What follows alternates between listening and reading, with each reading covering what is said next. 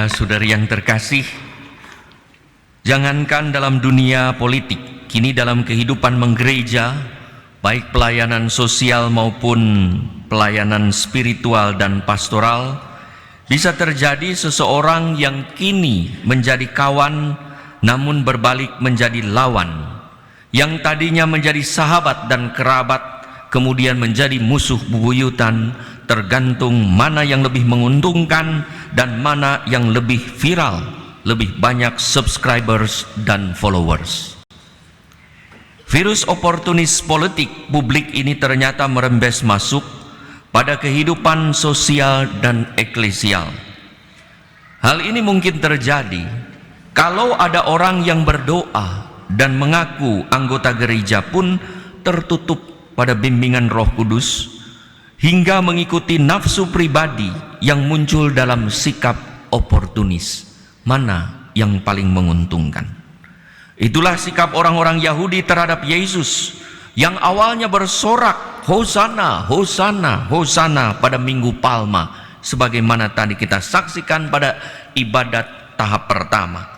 Dan kemudian kelak pada Jumat Agung yang kita dengar dalam bacaan Pasio, menghujat Durjana. Itulah yang dilakukan oleh Yudas, murid yang adalah bendahara yang dipercaya Yesus, yang tadinya melayani Yesus, akhirnya menjual Yesus. Itulah ketakutan para murid Yesus yang selalu mengikuti kemanapun Yesus pergi, namun lari terbirit-birit saat Yesus ditangkap. Saudara-saudari yang terkasih, momen jalan salib adalah saat yang kadang membuat bulu kuduk kita berdiri, hati tersayat, air mata menetes melihat penderitaan Yesus. Apalagi sebagaimana di film kita bisa lihat dalam tayangan film The Passion karya Mel Gibson, bagaimana Yesus disiksa sedemikian rupa tanpa kesalahan untuk menebus dosa manusia. Yang bagian pasionya dalam versi Injil Matius kita dengar tadi. Saudara-saudari yang terkasih, jalan salib di sini ada 14, di tempat lain kadang ada 15. Pernah terjadi di suatu tempat, saya datang ke suatu tempat dan pastor di sana bercerita pada saya. Kurang lebih ceritanya 10 tahun yang lalu, mungkin terjadinya lebih dari 10 tahun yang lalu. Di suatu daerah ada jalan salib yang didramakan di luar Pulau Jawa. Jadi disiapkan drama jalan salib 14 sampai Yesus disalib pada perhentian ke-12, lalu kemudian diturunkan. Ramai, dan itu seru sekali, seperti kebudayaan di beberapa di Filipina, dipukul betulan, disiksa betulan, dipaku. Nah di sana juga disiksa betulan. Yesus jatuh pada perhentian pertama, perhentian ketiga jatuh, lalu terus disiksa terus. Pada waktu perhentian ke-7, Yesus jatuh kedua kalinya, dipukul, disiksa, ditendang. Waktu mau berdiri, tendang lagi. Yesus tertunduk dan semua orang berteriak karena menyaksikan kesungguhan itu.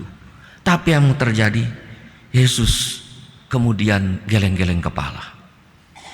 Dia melihat prajurit yang menendang mulai mundur. Yesus melemparkan salib dan mengejar prajurit. Selesai jalan salibnya. Ini kejadian betul, ya. Lalu pastor itu cerita, memang waktu latihan prajurit dan Yesus ini berselisih terus. Jadi waktu drama betulan, prajurit menyiksa sungguh dan Yesus rupanya tidak bisa menahan emosi. Ya, harga diri dan emosi bercampur, ia tega meninggalkan misi dan menghentikan rangkaian liturgi. Dan itu ya, yang tadinya sungguh-sungguh jadi Yesus lari, ya, jadi mau betulan lari. Nah itulah kadang-kadang saat kita yang terjadi, ya, tidak setia pada misi. Maka saat Minggu Palma kita mengenang bagaimana karena antusiasme orang banyak rela melemparkan pakaiannya sebagai permadani di jalan-jalan yang dilalui Yesus. Orang banyak bersorak gembira, Hosana bagi anak Daud, diberkatilah yang datang atas nama Tuhan. Mereka menyambut Yesus sebagai raja. Seperti kita tadi pakai daun palma. Semua orang ingin mendekatinya. Rupanya banyak orang yang ikut-ikutan karena sikap oportunis yang terbukti dengan apa yang terjadi beberapa hari kemudian nanti pada Jumat Agung. Orang yang tadinya mengeluh-ngeluhkan kini mengutuknya serta mencibir dengan bibirnya pada Jumat Agung. Orang yang tadinya bersorak memuji sebagai raja pada ibadat pembukaan tadi liturgi, lalu kini berteriak mencacinya sebagai penjahat, sebagaimana kita dengar dalam Pasio yang nanti dinyanyikan di Jumat Agung. Teriakan sorak-sorai Hosana, Hosana, Hosana berubah menjadi gemuruh makian, Durjana, Durjana, Durjana, salibkan dia.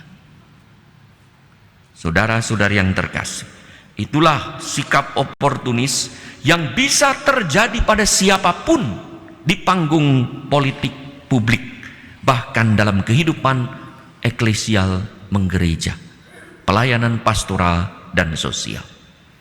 Ada orang yang bersikeras tak mau mendengarkan suara hati dan bisikan roh ilahi, turut memaki dengan cacian yang tak pantas, baik secara verbal maupun virtual. Orang yang tadinya memuji dan mengikuti sebagai anggota gereja, tetapi kemudian berbalik turut mencaci dan menjelek-jelekan gereja. Kini bisa jadi mengalami peristiwa seperti Yesus yang dipuji, kemudian dicaci oleh orang yang sama. Bisa jadi ada saat-saat itu, ada sahabat, ada kerabat yang dulu dekat dengan kita, kemudian berbalik melawan dan membenci kita, mencaci maki. Atau lalu ada orang juga yang ikut-ikutan mencaci tanpa tahu persis apa yang terjadi. Ikut-ikutan mengkritik, ikut-ikutan demo, ikut-ikutan bersuara tanpa tahu. Bisa jadi kita sendiri yang ikut di situ. Dan bisa jadi diarahkan kepada kita juga. Pengalaman Minggu Palma bercampur dengan pengalaman Jumat Agung. Siapa yang setia, siapa yang oportunis berbalik. Syukurlah di antara orang-orang oportunis yang mau mencari untungnya sendiri, masih ada orang-orang loyalis yang setia menemani Yesus sampai di bawah kaki salib, sekalipun tanpa bicara, diam, termangu dan bisu menyaksikan kematian Yesus. Semoga Yesus yang di atas salib sana menyaksikan kita sebagai seorang loyalis yang setia dan percaya kepada Tuhan, sebagaimana Yesus juga di atas salib menyaksikan Yohanes, murid terkasih, Maria bundanya, bahkan Maria Magdalena, seorang pengikut yang bertobat, setia dan berada di bawah kaki salib saat Yesus menghembuskan nafas terakhir di bumi, saat Yesus menghembuskan nafas penebusan. Semoga kita didapati Tuhan sebagai seorang loyalis yang setia dan percaya.